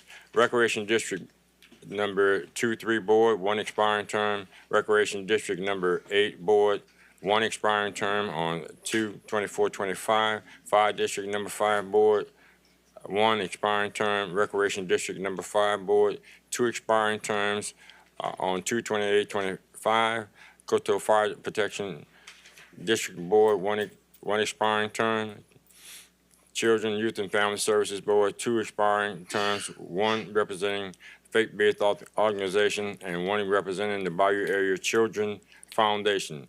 Downtown Development Corporation, five expiring terms, each representing the following entities: two representing the council, one representing the Chamber of Commerce, one representing the Historical Society, and one representing the Downtown Merchants.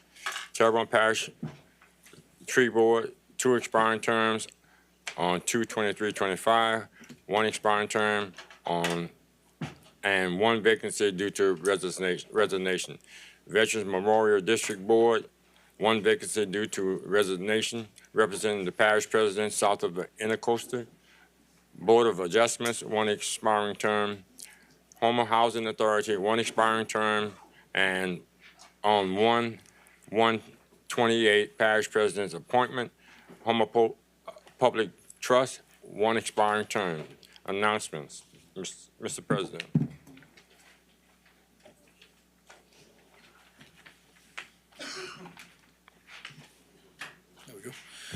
Yeah, so like we talked about earlier, Mark mentioned CPRA is coming tomorrow night. They're going to be at the Civic Center. That event starts at 5:30, and they're going to talk about their annual projects and what that means for coastal restoration and protection, not only in Terrebonne Parish, but throughout the state. And so, again, that's at the Civic Center.